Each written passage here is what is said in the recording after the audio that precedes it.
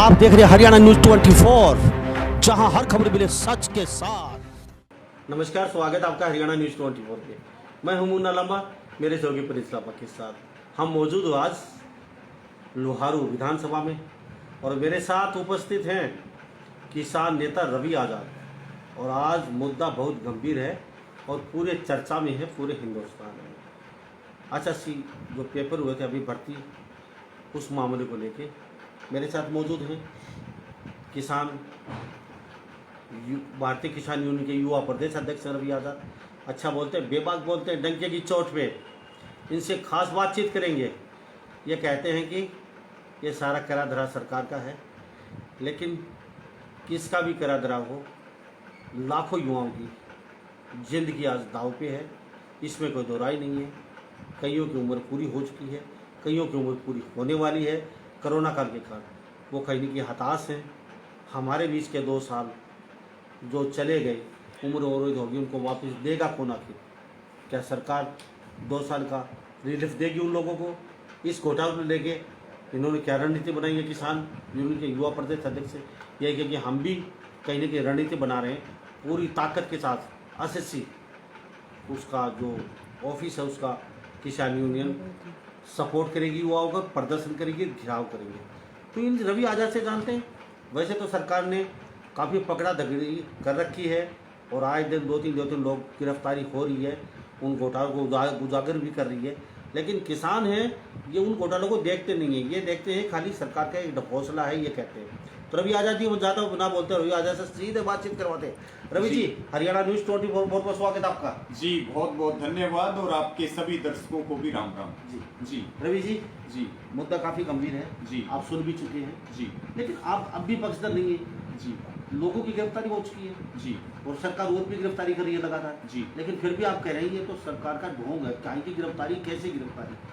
देखिए मुन्ना भाई, आपके चैनल के माध्यम से और मैं सबसे ये अपील भी करूंगा कि ये बहुत महत्वपूर्ण मुद्दा है। ये युवाओं के सपनों का मुद्दा है, ये बेरोजगारी को दूर करने का मुद्दा है। ये हरियाणा के लाखों युवा जो दिन रात मेहनत कर रहे हैं, उनके भविष्य का, और ये रोजी रोटी और पेट का मामला है सीधे तौर पर। अगर हम इसको देखें, आप देखिए, पहले लगातार महामारी के कारण भर्तियां नहीं हो पाई, बहुत सारी भर्तियां हाई कोर्ट में अटकी हुई है। पिछले दिनों पीजीटी संस्कृत की जो भर्ती है उसको रद्द कर दिया गया। यानी कि सरकार को जो चीज सार्वजनिक करनी चाहिए वो सरकार सार्वजनिक नहीं करती है, और जो चीज सार्वजनिक नहीं करनी चाहिए वो सरकार सार्वजनिक करती है। भर्ती प्रक्रिया जैसे भर्ती प्रक्रिया पूरी होने के बाद संस्कृत पीजीटी के अंदर सरकार फिर दोबारा से नोटिफिकेशन और गाइडलाइन की बात करती है। उसका मैं उदाहरण दे रहा हूं जी। अगली अगर हम बात करें, पिछले आप ये देखिए कि पिछले 7 साल में करीब करीब 28 पेपर खट्टर सरकार में लीक हुए हैं। एक टर्म पूरा खट्टर सरकार का था, अभी गठबंधन की सरकार है।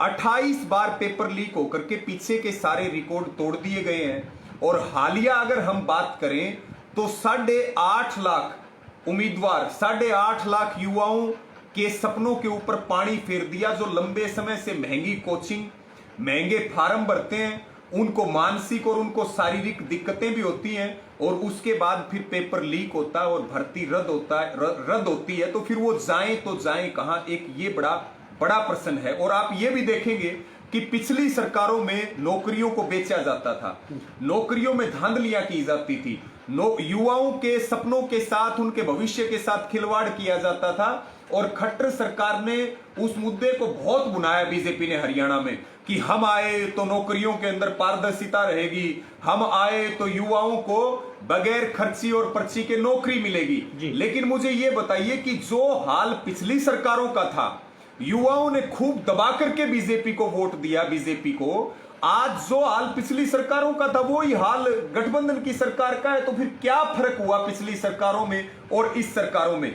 आज मुझे ये लगता है बार बार मुख्यमंत्री जी ये बात कहते हुए नहीं थकते कि हमारी सरकार ने बगैर पर्ची की और बगैर खर्ची के युवाओं को, योग्य उम्मीदवारों को नौकरी देने का काम किया गया। आज क्या हुआ उस बगैर पर्ची और बगैर खर्ची का? अब तो मुझे ये लगता है मुन्ना भाई कि जो युवा हैं, जो परीक्षार्थी हैं, जो तैयारियां कर रहे हैं नौकरियों की, उनको असफल होने से ज्यादा उनको इस बात का भय सताने लगा कहीं पेपर लीक तो नहीं हो जाएगा, कहीं भर्ती रद्द तो नहीं हो जाएगी। और आप हिसाब किताब निकाल के देखिए कि 8.5 लाख युवाओं ने अप्लाई किया, उनके फार्म का कितना पैसा बनता है। उसके साथ में आप ये देखिए, इससे पहले नायब तहसीलदार का पेपर लीक होता है, उसके बाद ग्राम सचिव का पेपर लीक होता है, उसके बाद हरियाणा पुलिस के कांस्टेबल का पेपर लीक होता है। तो फिर एचएससी बोर्ड कर क्या रहा है? पिछले दिनों की आप बात देखेंगे, आपको याद भी होगी, खट्टर जी कह रहे थे कि अगर केजरीवाल से दिल्ली नहीं संभलती है तो वो हमें बता दें, हम दिल्ली संभाल लेंगे। आज मुख्यमंत्री को इस बात का जवाब देना चाहिए कि उनसे एक एचएसएससी बोर्ड नहीं संभल रहा। जो ये पारदर्शिता की बात करते हैं, अभी एक स्टेटमेंट आती है बोर्ड की तरफ से, चाहे कितनी बार भी भर्तियां रद्द करनी पड़ो लेकिन पारदर्शिता के साथ समझौता नहीं होगा। अब ये बात हरियाणा सरकार को और एचएससी बोर्ड को कौन समझाए कि पेपर लीक होना और भर्तियां रद्द होना यही सबसे बड़ी अपारदर्शिता है, यही सरकार की सबसे बड़ी नाकामी भी है। अगर हम ताजा जी मैं आपसे बात करूंगा जी, पहले की सरकारें थी जी, वो कौन सा अच्छा करते थे? घोटाला तो उन सरकारों को लगातार भर्ती हुए हैं जी। ये तो आप मानते हो नहीं मानते? नहीं, बिल्कुल मानता हूं। मैंने सरेआम होता था, बिल्कुल टेबल के ऊपर पैसे रखवाए जाते थे। पहले की सरकारों में होता था और इन्हीं की सरकार पे भरोसा इसलिए किया कि उन्होंने इस मुद्दे को पूरा भुनाया है बीजेपी वालों ने। तब हम कह रहे हैं कि पहले की सरकारें करती थी, तो आज की सरकार में और पहले की सरकारों में फर्क क्या है? जी चलो मान लेते हैं आपकी बात जी। मैं चलो आप सही कह रहे हैं आपकी बात जी। भाई भविष्य की, बच्चों की भविष्य की बात है जी, जिनकी ओवरेज हो उसकी, उनका तो बेचारा सारा सपना साकार परिवार सब कुछ मतलब हताश हो चुका है जी। क्योंकि ओवरेज चलेगी तो सरकार जी। कुछ न कुछ उनके लिए शायद आपकी बात सुनेंगे जी। और कुछ न उनको रिलीफ मिलेगा, 1-2 साल का जरूर देगी जी। सरकार। रही बात घोटालों की, जी। पहले उजागर नहीं होते थे, यानी कि 1-1 आर्मी होती थी, मानते हो जी। ये बात? जी। क्योंकि जो कुछ होता था 1-1 आर्मी यानी खुद कर लिया खुद दबा दिया। जी। अब 1-1 आर्मी नहीं है, उजागर हो जाते हैं, तो इसमें घोटाले पकड़े तो जा रहे हैं, अभी गिरफ्तारी भी हुई बहुत लोगों की। देखिए, मैं आपको निश्चित तौर पे एक बात कहना चाह रहा हूं, जो बार बार पेपर लीक हो रहे हैं, जो बार बार भर्तियां हो रही हैं, इसमें सबसे बड़ा सवाल ये है कि एक तो ओवर एज हो रही है, ठीक है, उसका कौन जिम्मेदार है? सरकार जिम्मेदार। एक मिनट, क्या रिलीफ मिला? कौन सी नौकरी में मिला? 2 साल की शायद आगे बढ़ा देंगे। नहीं, कौन सी नौकरी में मिला? सबसे बड़ा मुद्दा है ओवरेज का, ठीक है। और केवल ये सरकार की नौटंकी है, किसी को उम्र में कोई रिलीफ नहीं मिला। उसके बाद आप ये देखिए कि दिन रात की मेहनत, ठीक है, दिन रात की मेहनत है, और उसके साथ में महंगी कोचिंग, ठीक है, फार्म भरने के ऊपर मोटा खर्चा, उनको कितनी सारी समस्याएं हो रही है। सरकार क्राइम की बात करती है, जब युवा नौकरी के लिए प्रयास करते हैं उनको नौकरी नहीं मिलती है, तो आप देखिए सुसाइड तक किए जा रहे हैं, आप देखिए युवा क्राइम के अंदर जा रहे हैं, क्योंकि उनके पास कोई रास्ता ही नहीं है, सरकार के पास कोई पॉलिसी ही नहीं है। अगर हम बात करें, आपने बात की, आज मुद्दा ये नहीं है पिछली सरकारों में क्या हुआ। चल मैं ये नहीं कहता रवि, मैं सिर्फ इतना कह रहा था जी, मेरे को कोई किसी को हताश, मैं किसी को दुख नहीं पहुंचाना चाहता जी। मैं सिर्फ ये नहीं किसी सरकार के पक्ष धरूँ, ना इसका ना जी। पिछली का। मेरे कहने का मकसद ये था कि 1-1 आर्मी थी, वो दबा लेती थी, उजागर नहीं होते थे। ये 1-1 आर्मी है, अगर ये 1-1 आर्मी होती तो यहाँ भी उजागर नहीं होता, दबा लिए जाते। हो तो रहा है ना। देखिए मुन्ना भाई, पिछली सरकारों में होता था, और पिछली सरकारों में होता था इसलिए बीजेपी को चांस मिला। एक नंबर बात तो ये। दूसरी बात, 1 मैन आर्मी की अगर हम बात करें, उस समय भी 1 मैन आर्मी थी, आज भी 1 मैन आर्मी है। आज भी अमित शाह और नरेंद्र मोदी के तरफ से सारा सिस्टम चलता।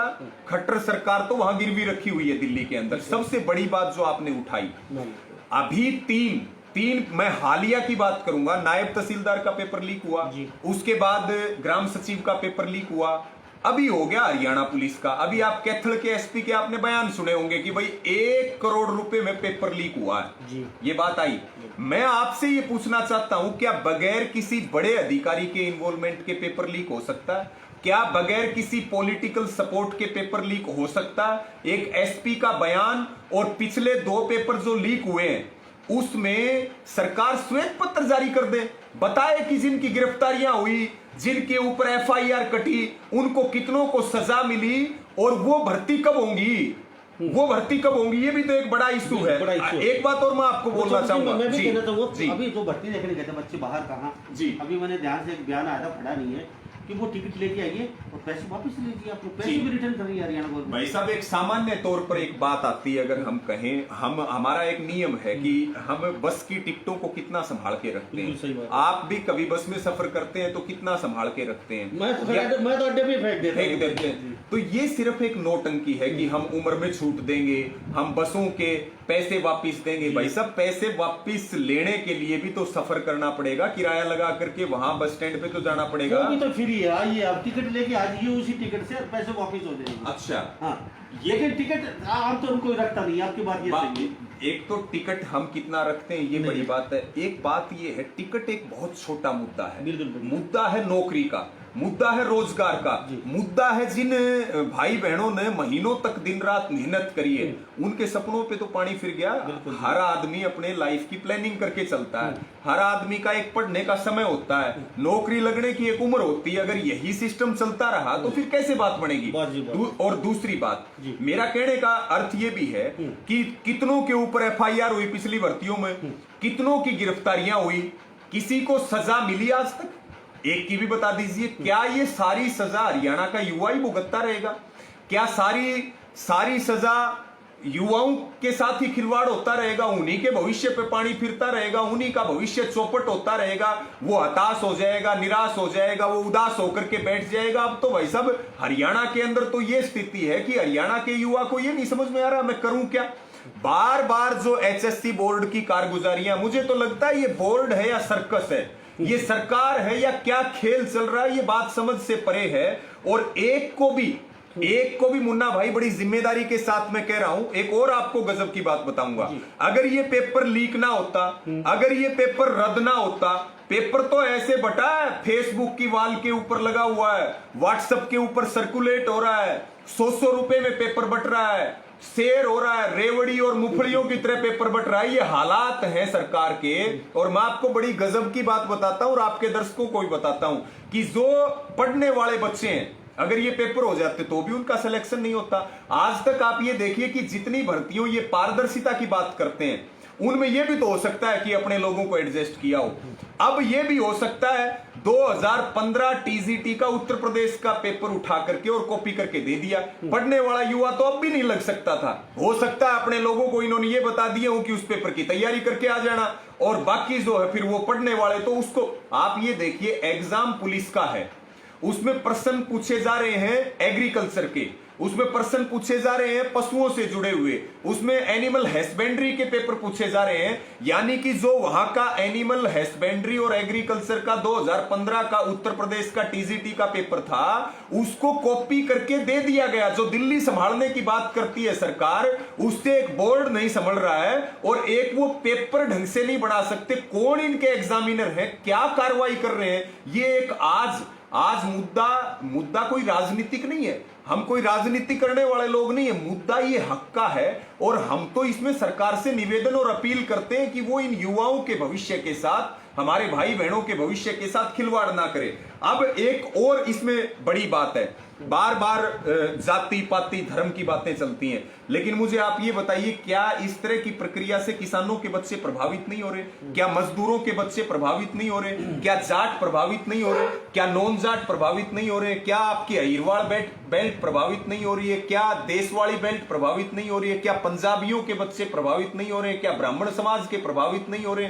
सारे धर्म और सारी जातियां, ये जो मामला पूरा चल रहा है, आज आंख खोल करके सबको जागरूक होने की जरूरत है। अगर हमने इसके खिलाफ लड़ाई नहीं लड़ी तो फिर निश्चित तौर पे युवाओं का भविष्य चौपट होगा, अंधकार में होगा। और हमारे पास सरकार के बड़े बड़े दावे खुल करके मुन्ना भाई हमारे सामने आ चुके हैं और निश्चित तौर पर अब एक निर्णायक लड़ाई लड़ने की जरूरत है। अभी आप देखिए, लगातार मैं धन्यवाद दूंगा, सोशल मीडिया पे इस मुद्दे को बहुत जबरदस्त तरीके से उठाया जा रहा है। मीडिया इस मुद्दे पर डिबेट करवा रही है, अखबार भरे हुए आ रहे हैं खबरों के, युवा आवाज उठा रहे हैं, कभी हिसार कभी सिरसा, लघु सचिवालयों के ऊपर प्रदर्शन हो रहे हैं। बहुत सारे हमारे ऐसे भाई बहन हैं जो लगातार आवाज उठा रहे हैं, बड़े स्तर पर आवाज उठा रहे हैं। बहुत सारे संगठन हैं जो पूरी ताकत से युवाओं का साथ देने में लगे हुए। मैं तो उन सबको धन्यवाद भी करूंगा कि ये बहुत बड़ा मुद्दा, इस मुद्दे के ऊपर पूरी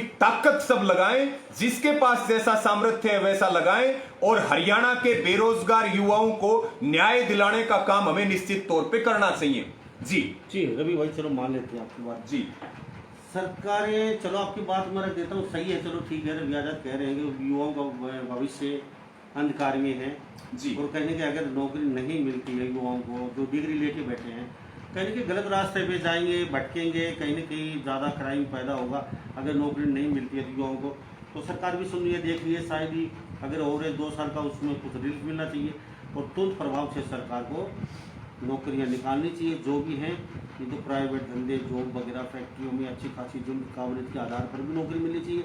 ये बात रवि आजाद बिल्कुल सही है, आपका पक्षधर हूँ इस बात में जी। कि युवा देश की रीढ़ है जी। और मोदी जी बार बार बोलते हैं युवा है, युवा से ये देश बढ़ेगा, युवा से ये देश चलेगा, और जो गंदी राजनीति है युवा उसको साफ करेंगे। लेकिन कहीं युवाओं की तरफ देखा नहीं जा रहा है। पिछले काफ़ी वर्षों से कहीं ना कहीं नौकरियां नाम मात्र की निकल पाई हैं।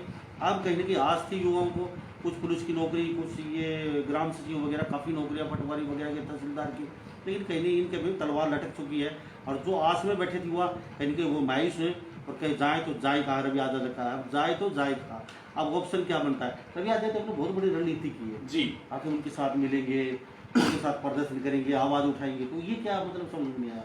देखिए, पहली बात तो मैं आपके माध्यम से ये कहना चाहूंगा कि मोदी जी ने युवाओं का नाम केवल वोट बटोरने के लिए प्रयोग किया। हरियाणा की सरकार ने दुष्यंत चौटाला ने केवल और केवल युवाओं के वोट के लिए सारे झूठ बोले, षड्यंत्र रचे। मुझे एक चीज समझ में नहीं आती। आप देखिए, जब एग्जाम होता है, बच्चे जब पेपर देने के लिए सेंटरों पे जाते हैं, हमारे घर परिवारों से भी जाते हैं, यानी कि इतना अविश्वास का माहौल। हम मानते हैं कि सिस्टम में खराब लोग हैं, हम ये भी मानते हैं कि गड़बड़ियां करने वाले लोग भी हैं, लेकिन तो ये भी मानोगे ना, लेकिन एक बार में ठीक नहीं हो सकता। लेकिन मुद्दे की बात ये है, 7 साल हो गए भाई साहब, मैं 7 साल की बात कर रहा हूं। 7 साल में कितने युवा घर बैठ गए, उनकी एज पूरी होगी, कितने लोग रिजल्ट का वेट कर रहे हैं, कितने लोग कोर्टों के चक्कर काट रहे हैं, कितने लोग प्रदर्शन कर रहे हैं। लेकिन अविश्वास, हम मानते हैं कि गलत लोग हैं, लेकिन इतना अविश्वास भी तो ठीक नहीं। अभी नौकरी कोई लेने के लिए जाता है तो सरकार का व्यवहार उसके साथ ऐसा होता है जैसे वो नौकरी लेने के लिए नहीं, डाका डालने के लिए आ गया। ये माहौल चल रहा। सरकार का काम होता है वो स्टेट के अंदर, वो समाज के अंदर एक विश्वास का माहौल बनाए, वो बेरोजगारों को सम्मान दे, रोजगार पाने वालों को वो इज्जत की नजर से देखे, ना कि उनको डाकू, गुंडा, उनको आतंकवादी, उनको भ्रष्टाचारी समझने का काम करे। अभी जो प्रश्न आपने पूछा, देखिए, निश्चित तौर पे मैं तो आपके चैनल के माध्यम से करीब 6-7 ऐसी मांग हैं, और मैं सबसे निवेदन करता हूं कि आप सब इन मांगों को उठाएं। हम जितना समझ पाए उस हिसाब से सरकार और एचएससी बोर्ड के सामने 6-7 हमारी मांगे हैं, जिनके ऊपर अगर सरकार वाकई में गंभीर है नौकरी देने के लिए, अगर सरकार वाकई में गंभीर है कि युवाओं के साथ खिलवाड़ ना हो, तो फिर उसको 6-7 काम तुरंत कर देने चाहिए। क्या और मतलब क्या है ऐसे? मैं बताता हूं। लेकिन ऐसा तो नहीं है भाई, आप किसान आंदोलन में लगातार 9 महीने से बैठे जी, और जो साधक है उसके किसानों को उसको हम नमन करते हैं, उनको जी। लेकिन फिर भी हाथ धो के पीछे पड़ने का काम तो नहीं। भाई किसान आंदोलन में बैठे हैं, सरकार को ले दे के आपने खींचना है तो कचाई करते रहे। भाई साहब, किसान भी हम हैं, जवान भी हम हैं, और जिन युवाओं की हम आवाज उठा रहे हैं, ये खेती, किसानी और मजदूरी सब वर्गों से जुड़े हुए हैं। ये छोटे व्यापारियों के भी बच्चे हैं, ये कर्मचारियों के भी बच्चे हैं, ये मजदूरों के, किसानों के भी बच्चे हैं। मुद्दा वो नहीं है। मुद्दा ये है कि आज खेत में भी हम हैं, ये जो युवा है ये हमारे परिवार का हिस्सा है। बॉर्डर के ऊपर हम खड़े हैं। आप अभी ओलंपिक की बात करें तो ओलंपिक में किसने झंडे गाड़े हैं? वो हमारे परिवारों के। आप एक बात बताइए, कोई भाजपा के किसी नेता का बेटा ओलंपिक के अंदर खेलने के लिए गया? आरएसएस के किसी नेता का बेटा देश की सीमा पे खड़ा?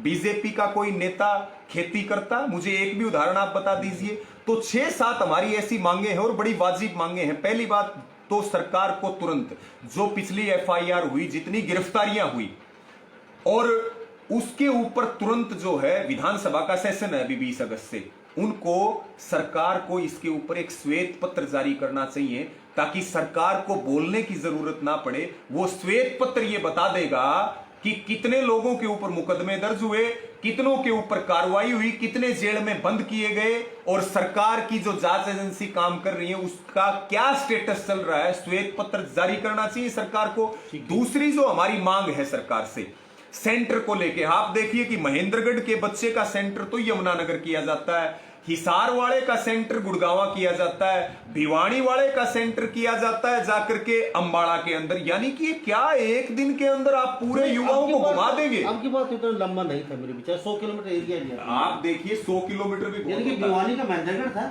दुष्यंत चौटाला ये कहा करते थे कि एक जिस जिले का परीक्षार्थी है उस जिले का पेपर वहीं होगा। मुझे खूब अच्छी तरह याद है, चुनावी एजेंडा था उनका। आप उनका घोषणा पत्र देख लीजिए। आज क्या हो रहा है? क्या उन जिलों में पेपर हो रहे हैं उन परीक्षार्थियों के? तो सेंटर को लेके पॉलिसी नहीं बनानी चाहिए सरकार को?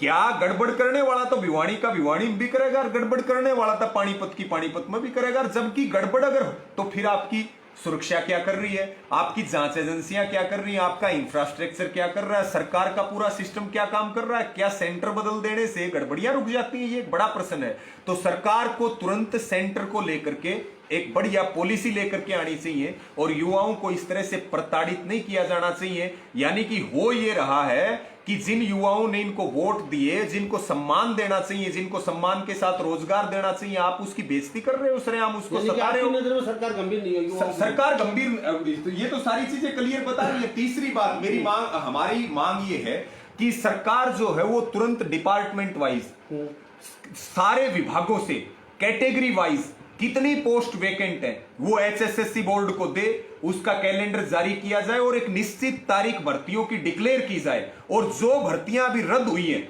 उन भर्तियों को कब पूरा किया जाएगा ये सरकार स्पष्ट रूप से प्रदेश के युवाओं के सामने इस चीज को रखे। इसके साथ में हमारी ये भी मांग है कि ये मांग हरियाणा के सभी युवाओं की ओर से है, रोजगार पाने वाले सभी युवाओं की ओर से है। मैं लगातार पिछले 3-4 दिन से इस पूरे मामले को बहुत गंभीरता से देख रहा हूं मुन्ना भाई। इसमें हाई कोर्ट के किसी जज की निगरानी में इसकी जांच होनी चाहिए। जो अभी पुलिस का जो पेपर लीक हुआ, रद्द हुई है भर्ती, इसकी हाई कोर्ट के जज की निगरानी में इसकी जांच होनी चाहिए। और पहले की जांच जो ठंडे बस्ते में है, कहीं ना कहीं सरकार बचा रही है दोषियों को, वो जांच तुरंत प्रभाव से सीबीआई को सौंप देनी चाहिए। और इसी के साथ में जो मैंने उत्तर प्रदेश का उदाहरण दिया, ये किस तरह से पेपर बना रहे हैं, देश के शिक्षाविदों से, आम जनता से राय लेकर के सिलेबस के क्राइटेरिया के पेपर बनने चाहिए। उसके लिए बेहतर होगा कि जो कॉम्पिटिटिव एग्जाम्स हैं उसकी रिफॉर्म कमेटी जो है वो सरकार पूरी तरह से उसको रिफॉर्म कमेटी एक सरकार उसका गठन करे और निश्चित तौर पे ये डेडलाइन सरकार को रद्द हुई भर्तियों के बारे में और जो वैकेंट पोस्ट है हरियाणा के अंदर उनका एक कैलेंडर जारी करके, एक श्वेत पत्र जारी करके और पूरे मामले को खुले तौर पर जो है वो रखना चाहिए। और अंत में अगर मैं अपने माध्यम से बात करूं तो मेरी सभी युवाओं से अपील है, हरियाणा का युवा बहुत शक्तिशाली है, हरियाणा एक लड़ाका प्रदेश है। हमारी माओं के पेट से बच्चे पैदा होते हैं, वो संघर्ष करना सीखते हैं। हरियाणा के युवा ने कभी भी गलत काम करके कामयाबी नहीं पाई, उसने हमेशा मेहनत करके, संघर्ष करके उसने अपने रास्ते तय किए हैं। तो हरियाणा का युवा निराश ना हो, वो उसके अंदर बहुत ताकत है। इन सारी मांगों को लेकर के जिनका हम भी जिक्र कर रहे हैं और तमाम दूसरे संगठन और साथी भी उठा रहे हैं, कम से कम 1 दिवसीय धरना तो जो एचएसएससी का बोर्ड है पंचकुला में वहां रखना चाहिए, इन मांगों को सौंपना चाहिए। और मैं ये कहता हूं कि पूरा संयुक्त किसान मोर्चा भी, पूरा भारतीय किसान यूनियन का परिवार भी, हरियाणा का किसान और युवा, और अगर मैं बात करूं निजी तौर पे रवि आजाद, हम पूरी तरह से तनमन धन से, पूरी तरह से इन बेरोजगार युवाओं के साथ हैं, तनमन धन से साथ हैं, कंधे से कंधा मिलाकर के इनकी लड़ाई लड़ने के लिए तैयार हैं। और हमारा ये मानना है कि जब तक इन युवाओं को न्याय नहीं मिल जाए, इस सरकार की रणनीति ठीक ना हो जाए और जो गंभीर प्रश्न चिन्ह है एचएससी बोर्ड के ऊपर वो ठीक ना हो जाए और हरियाणा के युवाओं का सुखद भविष्य और पूरा ये मामला पटासेप इसका होना चाहिए। और हम निश्चित तौर पे इसके लिए आंदोलन के साथ साथ, क्योंकि ये हमारे बहुत युवा शक्ति है, इसकी आवाज हम उठाएंगे निश्चित तौर पर। रवि आजाद तो पूरी ताकत के साथ इनके साथ लड़ेगा, हमारी टीम भी लड़ेगी। जी किसान नेता है आप। जी पूरा कह रहे हैं कि ठीक हो जाएंगे जी। तो ठीक तो जब होगा ना, कहीं नेताओं को आप आने देंगे जी। नेताओं को तो बैन करके आपने कहीं नहीं आ जा सकते ना, काम नेता का है ही जी। नहीं, काम नेता का नहीं है ना, काम तो भाई साहब बोर्ड का जी काम तो बोर्ड का है, जी। काम सरकार की पॉलिसी का है। क्या वो पॉलिसी जनता के बीच में आकर के पड़ेगी, इसका भी जवाब देना चाहिए। इनका तो एक मोटा मोटा मुद्दा है, पेपर लीक करते रहेंगे, भर्तियां होंगी नहीं, पेपर लीक होते रहेंगे। कोई ये नहीं कह सकता कि जी आप नौकरी नहीं लगा रहे हो, पेपर लीक हो रहे हैं। क्या बगैर सरकार की गंभीर इन्वॉल्वमेंट के इस तरह की चीजें हो सकती है? बड़ा प्रश्न है। चलो मान लेते हैं जी, आप मोदी जी निजीकरण कर रहे हैं हर चीज का, जी। आप खिलाफ हैं। बिल्कुल खिलाफ है मैं वाक्य बताता हूँ, मैं कहना नहीं चाहता था मार्क्स हटा के, जी। मैं किसानों को हाथ नहीं करना था, मैं भी किसान का बेटा हूँ, मैं किसान हूँ जी। मैं मोदी जी के आज पक्ष में हूँ, निजीकरण होना चाहिए हर चीज का। क्यों होना चाहिए? मैं अभी बताता हूँ। हाँ, ऐसा बताइए नहीं- बताइए बताइए। मैं कहना नहीं चाहता था। प्रिंस मेरे साथ रहता है, मेरा बेटा है, बिल्कुल मैं शॉर्टकट तरीके से फोन से मैं करवा सकता हूँ काम, लेकिन मैं देखना चाहता था। एक लाइसेंस बनवाया हमने प्रिंस का, जी। 2 महीने से हम खाली ये देख रहे थे ये कैसे चक्कर कटवाते हैं। महेंद्रगढ़ कोर्ट में हमने लाइसेंस बनवाया, आज ये 10 दिन बाद, हम 10 दिन बाद जाते हैं, अभी आपके पास मैसेज आ जाएगा। वो कुछ कहना नहीं है इनको, बस मैं अंदर नहीं गया, वो आप जाओ मार्क्स लगा के, ठीक है। 10 दिन बाद बोलो, 1 हफ्ते बाद फिर आना, हम 1 हफ्ते बाद फिर जाते हैं। हमारा 2 घंटा और 26 मिनट वो खराब हो गई, उसका जवाब कौन देगा? अधिकारी देंगे जी। कौन देगा? ये जो सरकारी अधिकारी, उसके बाद तीसरी बार बुलाया, फिर मेरे 33 मिनट खराब हो गई उसमें जी। उसके बाद उन्होंने फिर बुलाया, फिर मेरे 33 मिनट लग गए। जी। एक बार तो हद होगी कुछ दिन पहले, जी। बोले जी आपका तो बन चुका है। फिर इसको बोला, बोले जी लाओ लाइसेंस। जी। बोले वो फाइल कंप्यूटर में देखो, कंप्यूटर में चेक करवाया, वो तो मैं खुद गया हूँ, मैंने चेक करवाया कंप्यूटर में जाके महेंद्रगढ़ कोर्ट में। बोला आपका बना हुआ है। वहाँ उसके पास फिर इसको भेजा बाबूजी के पास, बोले जी आपका डिस्पैच कर दिया डाक में। मुझे डाक के नंबर दे दो। बोले जी डाक के नंबर भी आए नहीं है, 5 दिन में घर पहुँच जाएगा। अरे भाई 5 दिन में हो चुके, तो मेरे इस सिस्टम में 6 घंटे 43 मिनट हमारे खराब हो चुके हैं। मेरे कम से कम ज़्यादा नहीं था, मेरे 2000 रुपये का तेल एक्स्ट्रा मेरा जल चुका है। उसकी भरपाई कौन करेगा? दिन भी खराब हुए हैं। उसकी भरपाई कौन करेगा रवि जी?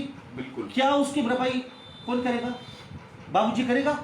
एसडीएम हकदार होता है कोर्ट का, उस पर जुर्माना होना चाहिए, उसकी कुर्सी छीननी चाहिए, या फिर उसकी तनख्वाह काटनी चाहिए। जो महेंद्रगढ़ का एसडीएम है, ऐसे सभी कोर्टों में हो रहा है। मैं चाहूँ तो कल ले सकता हूँ लाइसेंस, मैं लेना नहीं चाहता लाइसेंस को, लेकिन मैं इसलिए पक्ष में हूँ, मोदी जी लगे रहो, खैस दो। आईसीआई बैंक में जाइए, एंड टू एंड खाता खुलता है और वहाँ चेक दिया, सब कुछ काम धड़ाधड़ हो जाता है। एचडीएफसी में जाइए, इंडियन बैंक में जाइए, और भी जो प्राइवेट बैंक है सब, एसबीआई में चले जाइए, आपको 6 महीने चक्कर कटावेगा अकाउंट खोलने के लिए। इतने लेट लतीफ अधिकारी, हर चीज का निजीकरण। अरे ये इतने लेट लतीफ अधिकारी हैं, इनको तो बस खाने की आदत है, सोने की आदत है कुर्सियों पे। एक बार कुर्सी मिल जाए चिपट जाते हैं और बार बार चक्कर कटवाते रहते हैं अधिकारियों को। एक बार इनको झटका मारना जरूरी है रवि जी।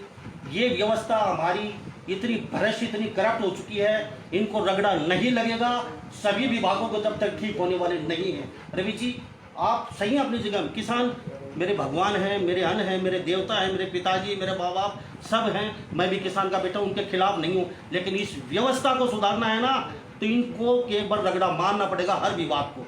जवाब कौन देगा रवि जी? देखिए, पहली बात तो मैं आपको ये बताऊंगा मैं आपके सवाल पे। नहीं हूँ। पहली बात, मैं आपकी सारी बातों से सहमत हूँ। ठीक है। इन समस्याओं से हम भी पीड़ित हैं। ठीक है, मैं इस बात को स्पष्ट कर दूं, लेकिन मुन्ना भाई निजीकरण इससा समाधान भी नहीं है। निजीकरण वाले काम कितना सॉफ्ट करते हैं ये कौन देखिए से? ना। आप एचडीएफसी बैंक में जाइए, आप खाता खोलना है, छोड़ करके किसी भी विभाग में बैंक को छोड़ करके तमाम तरह के जो निजीकरण, देखिए मुद्दा क्या है? मुद्दा ये है कि ये समस्याओं से हम भी दो चार होते हैं। हम, आप देखते हो कि हम किसानी के लिए लड़ते हैं, भ्रष्टाचार के खिलाफ लड़ते हैं, जनहित के मुद्दों को लेकर के लड़ते हैं। आप देखते हो कितने सारे करप्शन के मामले आते हैं। हम मानते हैं कि ये सबकी समस्या है, बहुत बड़ी है, और आपकी बात से मैं सहमत हूं, लेकिन निजीकरण इसका समाधान नहीं। मुझे आप एक बात का जवाब दीजिए, यही मोदी जी भ्रष्टाचारियों को फांसी टांगने की बात किया करते थे, ये सलाखों के पीछे बंद करने की बात किया करते थे। यही खट्टर सरकार जो जमीन घोटालों को उठा करके और सत्ता तक पहुंच गई। मुझे आप एक बात बता दीजिए, क्या एक भी दोषी जेल के अंदर है? नहीं है। बता दीजिए, 7 साल तो इनकी सत्ता को हो तो चुके हैं। कौन? मैं वही बता रहा हूँ, रवि जी, इसका निजीकरण समाधान नहीं है। इसके लिए जरूरत है, सबसे पहली बात तो सरकार खुद क्या करती है? सरकार पहले डिपार्टमेंटों के अंदर घोटाला दिखाएगी, फिर उसको बेच देगी। फिर आप सबसे बड़ा मुद्दा ये है कि अगर निजीकरण होगा तो रोजगार कहां से आएंगे, एक नंबर बात। दूसरी बात, जो अधिकारी गड़बड़ कर रहा है, जो कर्मचारी गड़बड़ कर रहा है, एक भी कानून मुन्ना भाई, ना सेंट्रल लेवल पे ना स्टेट लेवल पे एक भी ऐसा कानून नहीं है जो दोषियों को सजा दिला सके। गंभीर मुद्दा क्या है, सरकार इंफ्रास्ट्रक्चर बिल्टअप करे, मुद्दा यह है कि कड़े कानून लेके आए जाएं, और मुद्दा यह है कि दोषियों को सजा मिले जो भ्रष्टाचार करने वाले लोग हैं। ये तो आप भी मानेंगे, दोषी तो बच जाते हैं। दोषी बच, मैं कह रहा हूं, मैं आपकी इस बात अगर पकड़े भी गए ना तो 2 महीने में बाहर होते हैं। आपको जो लाइसेंस के लिए चक्कर कटवाए जा रहे हैं वो मैं बिल्कुल उससे सहमत हूं, लेकिन बात तो चक्कर काट हाँ, बात यानी कि शॉर्टकट तरीके से मैं कर ले सकता हूँ, एक फोन के साथ आ जाएगा। मैं मानता हूं। लेकिन देखो कितने लोग देख रहे हैं अभी जी, किसी को राशन कार्ड नहीं मिल रहा, मुझे पता है जी, चक्कर कटवाए जा रहे हैं। बीपीएल एक साधारण राशन कार्ड के लिए, अरे भाई किसी का तो खाता तक नहीं खुल रहा, खाते के लिए जाना पड़ रहा है एसबीआई बैंक में, 10 चक्कर काटने पड़े, 3 महीने से खाता नहीं खुल रहा लोगों को। छोटी छोटी समस्याएं बड़ी तो मैं क्या बताऊं, रजिस्टर लेके चलो, कोर्ट में चलो, अरे छोटी छोटी चीजों के लिए लोगों को 10 चक्कर कटवाए जा रहे हैं। सरकारी नौकरी किस लिए पाते हो? नौकरी मिली, मैं इस बात तनख्वाह तैयार, काम करना नहीं, कुर्सी पर सोइए, बाहर चाय पिए, घर पे रहिए, कौन पूछता है? और आज ही नौकरी पैसा आता रहेगा घर पे। फिर इसमें मुन्ना भाई एक बात और भी है, देखिए तो कानून बनाए कौन? पहली बात, कानून तो सरकार बनाए। कानून अगर रवि आजाद से बढ़ते हो तो 1 मिनट में बढ़ा दे। सरकार कानून बनाए, दोषियों पर कार्रवाई करे, और हम तो यहां तक मांग करते हैं कि भ्रष्टाचारियों को फांसी की सजा होनी चाहिए। लेकिन वो तो जेल भी नहीं जा पाते, कोई कानून है ही नहीं। तो भाई यही तो हाँ, और समस्या है। दूसरी बात आप ये देखिए, बहुत सारे अधिकारी बहुत ईमानदारी से काम करते हैं, बहुत सारे कर्मचारी हमें मिलते हैं बहुत ईमानदारी से काम करते हैं। आप डिपार्टमेंटों का हाल देख लीजिए, कर्मचारियों की कितनी कमी है, कितनी सीटें वैकेंट है। इसका केवल एक समाधान है मुन्ना भाई, एक तो इंफ्रास्ट्रक्चर, एक कर्मचारियों की संख्या और कड़े कानून। आप दो दोषियों को सलाखों के पीछे डाल दो, उनको फांसी पे टांग दो। अगर कोई भ्रष्टाचार कर जाए, कोई अधिकारी काम ना करे, तो आप जो है मुझे बता देना। बिल्कुल। अभी देखिए दिल्ली सरकार के अंदर हमने ये चीज देखी, वहां स्कूलों की व्यवस्था बहुत जबरदस्त तरीके से सुधरी है। वहां पे आपने राशन कार्ड की बात की, जो पब्लिक डीलिंग के मामले हैं उनको लेकर के समझ, यानी कि सरकार चाहे, सरकार माई बाप होती है, सरकार के पास एक सिस्टम है, सरकार चाहे तो सब कुछ बदल सकती है। जरूरत सिर्फ इस बात की है कि सरकार की नीति कैसी है, सरकार की नीयत कैसी है, सरकार की सोच कैसी है, और सरकार अपने लोगों के, जनता को सेवा देने के लिए कितनी गंभीर है। अगर सरकार राशन कार्ड तक नहीं बढ़ा पा रही है तो सीधे तौर पर निजीकरण इसका समाधान नहीं है। निजीकरण से कॉरपोरेट का राज आएगा, नौकरियां खत्म होंगी, और हम कहीं ना कहीं इस व्यवस्था के धक्के चढ़ करके और अपने आप को कॉरपोरेट के हवाले कर देंगे। इसलिए मुझे ये आज भी इस बात को मैं याद करता हूं कि भगत सिंह, शहीद आजम भगत सिंह ने साम्राज्यवाद के खिलाफ आवाज बुलंद की। आज एक आंदोलन चल रहा है पूंजीवाद के खिलाफ, आज एक आंदोलन चल रहा है कॉरपोरेट के खिलाफ, आज एक आंदोलन चल रहा है WTO के खिलाफ। आपको याद होगा, मेरी इसमें बहुत स्टडी है, जब उदारीकरण और वैश्वीकरण आया था तो क्या सपने दिखाए गए थे। उसी समय ये समझौता हो चुका था वैश्विक स्तर पे कि हर साल 2 से 5% नौकरियां खत्म होंगी। आप देख लीजिए कि 90 के बाद नौकरियों में बढ़ोतरी नहीं हो रही है, लगातार नौकरियां खत्म होती जा रही हैं। एक बस भाई साहब या एक रेल है, वो सवारियों से खचाखच भरी चलती है, उसके बाद भी वो घोटाले के अंदर है, और उसी को फिर प्राइवेट कंपनी हायर कर लेती है तो वो बेनिफिट में चली जाती है। यानी कि कहीं ना कहीं इच्छा शक्ति नहीं है सरकारों की, सरकारें नहीं चाहती सरकारी संस्थाएं सुदृढ़ हों। पॉलिटिकल मामला चल रहा है, अधिकारी और कर्मचारी तो कुछ तो ऐसे हैं जो नेताओं की, मैं अपने लोहारू का आपको उदाहरण दे दूं, यहां कम से कम 5 ऐसे कर्मचारी हैं जो तनख्वाह सरकार से पाते हैं, और वो आगे पीछे कृषि मंत्री जेपी दलाल जी के साथ उनके फोटो देख सकते हो आप सरेआम, उनकी डायरी उठाए हुए देख सकते हो, उनकी गाड़ी में बैठा हुआ जब एक मंत्री तनख्वाह सरकार से लेने वाले लोगों को अपनी गाड़ी में बैठा करके और अपने निजी काम करवा रहा है, तो फिर सिस्टम में सुधार कैसे होगा। इसलिए जरूरत है आज सिस्टम बदलने की। हम हर बार करते क्या है, हम हर बार ड्राइवर तो बदल देते हैं गाड़ी का, लेकिन गाड़ी नहीं बदलते जब तक सिस्टम नहीं बदलेगा। लाल बहादुर शास्त्री जी ने सिस्टम से समझौता नहीं किया, उनको मरना पड़ा, उनको जाना पड़ा, लेकिन जरूरत है सिस्टम बदलने की, और सिस्टम बदलेगा युवा, सिस्टम बदलेंगे या आंदोलन, और जब तक हम लड़ेंगे तब तक कुछ न कुछ पाते रहेंगे और आने वाली पीढ़ियां संघर्ष करती रहेंगी। और हर जगह पर चोरी है, कहीं चले जाइए, थानों में चले जाइए, बिजली बोर्ड में चले जाइए, आप जो है फूड इंस्पेक्टर के पास चले जाइए, आप तहसील के अंदर चले जाइए। मैं बहुत दिन में 10 फोन करता हूं अधिकारियों को, 10 बार कर्मचारियों को फोन करते हैं कि भाई ऐसे काम चल जाएगा या हमें आना पड़ेगा, यहाँ दरी बिछानी पड़ेगी। बहुत सिस्टम है, बहुत करप्शन है, और करप्शन ने देश की जड़ों को खोखला किया। पिछली सरकारों में खूब जम के भ्रष्टाचार था मुन्ना भाई, इन्होंने कहा अच्छे दिन आएंगे। अब मुझे लग रहा है पहले काम जो 100 रुपए में बना करते थे उसके रेट 1000 2000 हो गए। फर्क क्या हुआ, ये एक बड़ा मुद्दा है जी। तो हमारे साथ रवि आजाद बने होते हैं हरियाणा न्यूज 24। इन्होंने साफ कहा है युवाओं की तरफ देखिए, युवा देश की रीढ़ है, उनको इंसाफ मिलना चाहिए। यानी कि जो ओवरेज हो चुके हैं उनको 2 साल का रिलीफ जरूर मिलना चाहिए, दोबारा से वो भर्ती देख सके।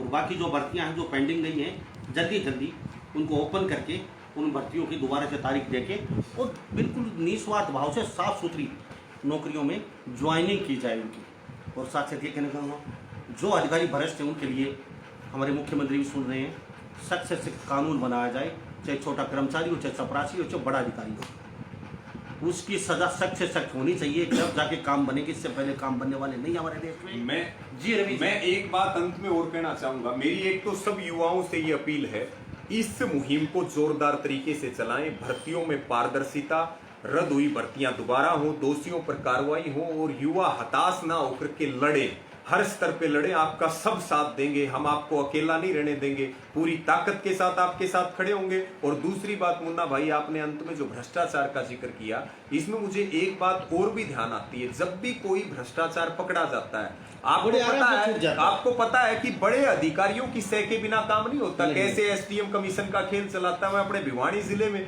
बता दूं, कितने सारे एसडीएम की कीमत 10,000 रुपए, तहसीलदार की कीमत 7,000 रुपए, नायब तहसीलदार की कीमत 5,000 रुपए, डीसी साहब 25-30 हजार रुपए में। भ्रष्टाचार बगैर अधिकारियों की सह के नहीं होता। जब भी कोई मामला पकड़ा जाता है तब बड़ी मुर्गी निकल जाती है और छोटी मुर्गी फंस जाती है। ये बड़ा मुद्दा है जी। बिल्कुल बिल्कुल। तो हम रवि आजाद जी आपका बहुत बहुत धन्यवाद, बहुत बहुत धन्यवाद। और भाई ये आज का बहुत अहम मुद्दा है साथियों, आप लगातार किसान आंदोलन की बात करते हुए हमें सुनते हैं, ये आप सबके साथ जुड़ा हुआ मुद्दा है। इस इंटरव्यू को और इस लाइव को एक बार दबा करके शेयर करें। मैं बहुत कम बोलता हूं शेयर के लिए, आज आपसे निवेदन कर रहा हूं, इसको जरूर शेयर करें और इस मुहिम को जोरदार ताकत से लड़ें। जी हमारे साथ रवि आजाद जी बने थे, फिर दोबारा से इनका धन्यवाद करते हैं। और मुख्यमंत्री हमारी बात सुन भी रहेंगे, रवि आजाद की बात पहुंचेगी, जो उन्होंने बोला है तुरंत युवाओं की तरफ देखते हुए भर्तियां खोल देनी चाहिए, 2 साल का इनको रिलीफ देना चाहिए, कोरोना काल में दोबारा से भर्ती देख सकते, कोई भी भर्ती हो किसी प्रकार के भी। तो सभी इन बातों के साथ मैं मुन्ना लम्हा मेरे सहयोगी प्रिंस लम्हा के साथ हरियाणा न्यूज 24। नमस्कार, जय। आप देख रहे हैं हरियाणा न्यूज 24, जहां हर खबर मिले सच के साथ।